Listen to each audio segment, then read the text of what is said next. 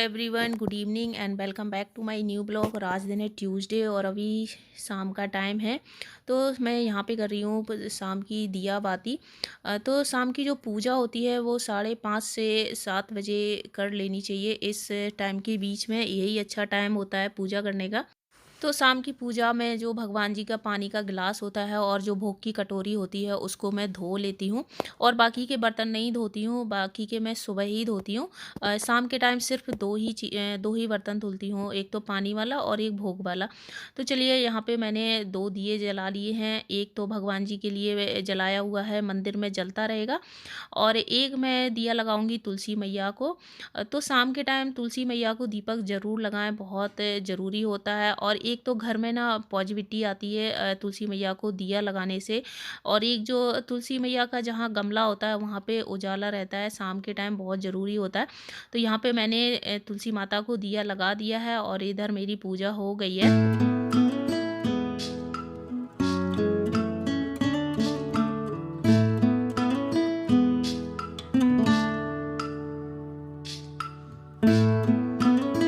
Hello everyone, good evening and welcome back to my new blog. और आज दिन है ट्यूसडे और अभी टाइम हो रहा है शाम के, बज रहे हैं ठीक 6:30। और अभी मैंने पूजा की है भगवान जी की। और पूजा करने के बाद अब मैं करूँगी यहाँ पे डिनर की तैयारी। और अभी रियान आ गया है नीचे से, तो रियान नीचे चला गया था खेलने। आ गए, गेट लगा लो। तो रियान भी नीचे से आ गया है खेल के। तो ये नीचे पार्क जाते हैं खेलने के लिए। और अभी मैं करूँगी डिनर की तैयारी। तो आज मैं बना रही हूँ डिनर में निंगोना। तो ये हैं हरे चने, इनको हमारे यहाँ बोलते हैं निंगोना और यहाँ पे बोलते हैं छोले और हरे चने। तो चलिए, सबका अपना अपना तरीका होता है बोलने का। मम्मा, हाँ, मम्मा तुमने नंबर यहाँ तो यहाँ पे ये निंगोना है, हरे चने हैं। तो ये पैकेट वाले चने हैं और बंद रखे रहते हैं ना, तो इनमें स्मेल आने लगती है। तो इनको मैंने बहुत अच्छे से धो लिया है, कम से कम नहीं 3-4 बार मैंने इनको पानी से धो लिया है। और अभी भी थोड़ी थोड़ी सी स्मेल आ रही है। तो ये बंद पड़े रहते हैं ना, तो इनमें स्मेल आने लगती है। जबकि इनको मैं कल लेके आई थी मार्केट से और कल ही मैंने इनको निकाल के रख दिया था, कटोरे में धो के रख दिया था, फिर भी इनकी स्मेल नहीं जा रही है, थोड़ी थोड़ी स्मेल आ रही है। और इधर मैंने एक आलू कट कर लिया है, छोटा सा आलू है और उसके ना पतले पतले पीस काट लेना है इस तरह से। तो आलू डालते हैं इसमें और आलू बहुत अच्छे लगते हैं। चलिए, इनको पीसना है और बनाना स्टार्ट करते हैं। चलिए, बढ़िया सी एक सब्जी बना के दिखाते हैं आप लोगों को। हमारे यहाँ की ये बहुत ही बढ़िया सब्जी होती है।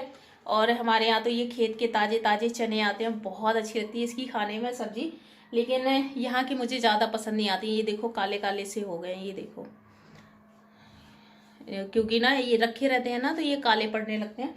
ये देखो बहुत से दाने हो गए हैं, इस तरह के काले काले हो गए हैं। और हमारे यहाँ जब आते हैं ना तो बिल्कुल ताज़े खेत से आते हैं और उसकी सब्जी बनती है ना, उसकी सब्जी खाओ ना, बहुत ही अच्छी लगती है। और ये वाले मार्केट के हैं और इनको मैंने इतना धो लिया, फिर भी इसमें थोड़ी सी स्मेल आ रही है। ये मुझे इतने ज़्यादा पसंद नहीं आते हैं, फिर भी क्या करें, जब खाना होता है ना तो फिर यही वाले लेके खाते हैं। तो चलिए सब्जी बनाते हैं।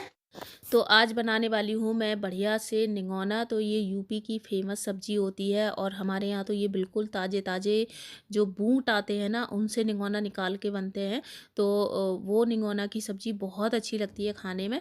लेकिन यहाँ पे ये पैकेट वाले मिलते हैं तो ये ना थोड़े से रखे हुए होते हैं तो थोड़े से महकने लगते हैं। तो इनको ना सबसे पहले आप चेक कर लो कहीं इनमें स्मेल तो नहीं आ रही है। तो सबसे पहले इनको धो लो, 3-4 बार पानी से 6 बार धो लो। और बस इसके बाद इनको पीसना है, पीस के ही बनाना होता है। तो मैं सिलबट्टे से पीसूँगी। तो सबसे पहले मैं चटनी पीस रही हूँ, हरी धनिया मिर्च की चटनी। और मैंने 2 हरी मिर्ची डाली है, थोड़ी सी हरा धनिया डाला हुआ है। बस चटनी पीस ली है, इसको मैं डालूँगी निगोना में। और इसके बाद मैं पीस रही हूँ लहसुन वाली चटनी, जो निगोना के साथ हम लोग खाएँगे। तो ये ना ऑप्शन में होता है लहसुन वाली चटनी। अगर आपको चटनी पसंद है खाना तो आप पी सकते हैं, वरना अवॉइड भी कर सकते हैं।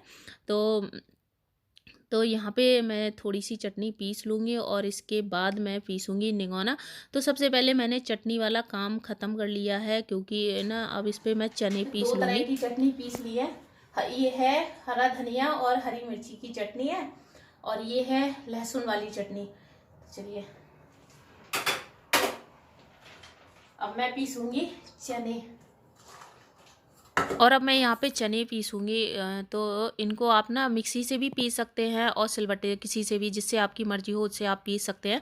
लेकिन मैंने सिलबट्टे से पीसे हैं, क्योंकि सिलबट्टे से जब चने पीसते हैं ना तो इनको ना दरदरा करते हैं, और जब इनकी सब्ज़ी बनती है ना तो खाने में बहुत अच्छी लगती है वो दरदरे से जो चने होते हैं। और जब मिक्सी से पीसते हैं तो वो बहुत ज़्यादा महीन हो जाते हैं, तो वो उतनी अच्छी सब्ज़ी नहीं लगती है खाने में।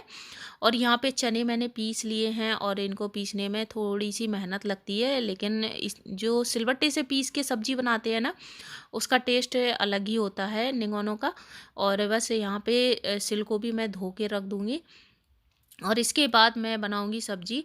तो गैस पे रख दी है कढ़ाई, और इसमें डाला है 1 चम्मच घी डाला हुआ है, और जब घी गर्म हो जाएगा तब इसमें डालेंगे 1 चम्मच जीरा, और थोड़ी सी हींग डालेंगे।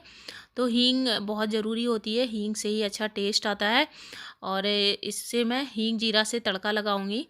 तो यहाँ पे थोड़ा सा जीरा भून जाए, इसके बाद जो मैंने चने पीसे हुए थे उनको मैं डाल दूँगी कढ़ाई में, और इनको थोड़ा सा भूनना है, सिर्फ 1 मिनट के लिए चलाते रहेंगे।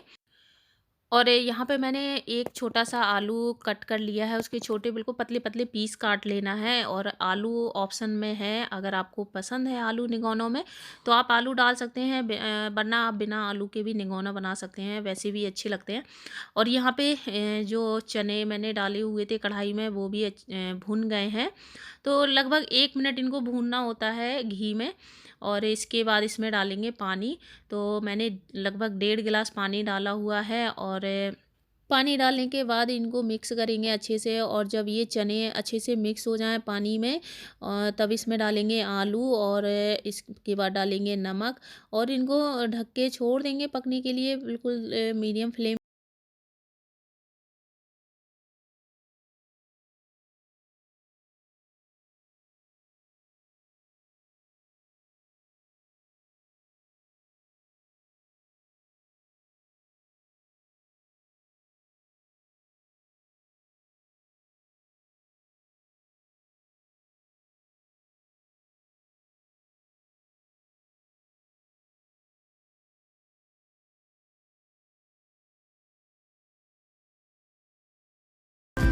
और इधर मैंने सब्ज़ी को पकने के लिए छोड़ दिया है मीडियम फ्लेम पे। जब तक सब्ज़ी बन रही है तब तक मैं बाकी के काम कर लेती हूँ।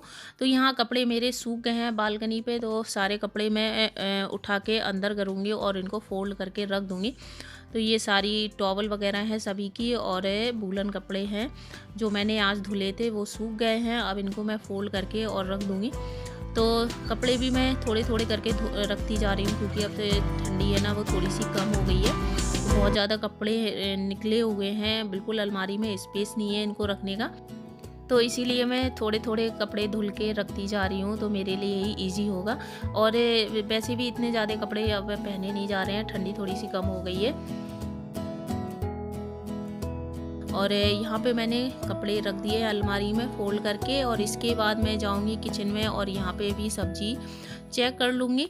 तो बस यहाँ पे चेक कर लेना है आलू को, कि अगर आलू गल गया है तो बस सब्ज़ी बनके तैयार है। और जो मैंने हरा धनिया मिर्च की चटनी पीसी थी उसको मैं मिला दूँगी निगोनों में, और यहाँ पे देखिए अच्छे से मिक्स करना है, और सब्ज़ी बनके तैयार है। और गैस को ऑफ़ कर दिया है। और अभी खाना किसी को नहीं खाना है, क्योंकि अभी रियान के पापा गए हैं मंदिर, और जब वो मंदिर से आ जाएंगे इसके बाद मैं रोटियां बनाऊंगी। तो तब तक मेरे पास टाइम था तो मैं रियान को थोड़ा सा पढ़ा दूंगी, क्योंकि ये वाला टाइम है रियान की स्टडी का टाइम रहता है, और इसी टाइम मैं खाना भी बनाती हूँ और रियान अपनी पढ़ाई भी करता रहता है। और रियान के अभी एग्ज़ाम भी आने वाले हैं, तो इनको भी थोड़ा सा देखना होता है, क्योंकि बच्चों के पास जब तक बैठो नहीं बच्चे पढ़ाई नहीं करते हैं मन से। और करके दिखाओ। इनको मैंने लर्न करने के लिए दिया था, तो वैसे इनको लर्न हो गया था। तो सिर्फ मैं इनका टेस्ट लेती हूँ, पेपर बना के इनको दे देती हूँ करने के लिए, जब तक मैं अपने काम करती रहती हूँ। और जैसे ही मैं अपने काम से फ्री होती हूँ और इनका टेस्ट मैं चेक कर लेती हूँ, तो इसी तरह से टाइम निकाल लेती हूँ। और बस अब बारी आती है रोटियाँ बनाने की। तो निगोनों के साथ गर्मा गर्म रोटी खाने का मज़ा ही कुछ अलग होता है। और इनके साथ ठंडी रोटी बिल्कुल अच्छी नहीं लगती हैं। जब भी निगौना बनाए तो गर्मा गर्म रोटियां खाएं, बहुत अच्छी लगती हैं। और उनमें लगाएं खूब सारा घी। और अब मैं यहाँ पे लगा रही हूँ थाली रियान के पापा के लिए। तो यहाँ पे मैंने थाली में निगौना लगा दिए है और साथ में लगाऊंगी मैं थोड़ी सी चटनी। और ये है गर्मा गर्म रोटियाँ। तो देखिए थाली लग के तैयार है और ये है मेरा आज का डिनर।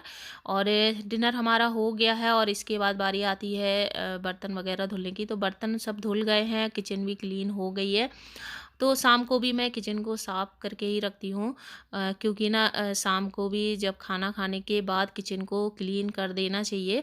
और किचन क्लीन करने के बाद मैं आ गई हूँ इस वाले रूम में। तो मैं थोड़ी सी अपने हाथों की भी केयर करती हूँ, क्योंकि ना बर्तन धुलते धुलते हाथ थोड़े से रूखे हो जाते हैं। तो मैं हाथों में ना ग्लिसरीन और गुलाब जल का जो घोल होता है वो मैं लगाती हूँ डेली शाम को। इससे ना हाथ एकदम से सॉफ्ट रहते हैं। तो इसको मैंने गुलाब जल, ग्लिसरीन, लेमन जूस तीनों चीज़ों को मिला के बनाया हुआ है। और इससे ना हाथ एकदम से सॉफ्ट हो जाते हैं और एकदम शाइन आने लगती है। तो ये तो सभी को पता है इसको कैसे बनाना होता है, ये तो बहुत पुरानी चीज़ है। और इसके बाद जो मिल्क की बॉटल आती है उसको मुझे बाहर रखना होता है। तो मैं नाइट में ही बाहर रख देती हूँ। और इसके बाद मैं रियांत को दूंगी मिल्क। और इसी के साथ मैं अपनी इस वाली वीडियो का कर रही हूँ यहीं पे एंड। तो ये था मेरा आज का वीडियो। कैसा लगा? अगर मेरा वीडियो पसंद आया तो चैनल को सब्सक्राइब करिएगा, वीडियोस को लाइक शेयर ज़रूर करिएगा। Bye bye and take.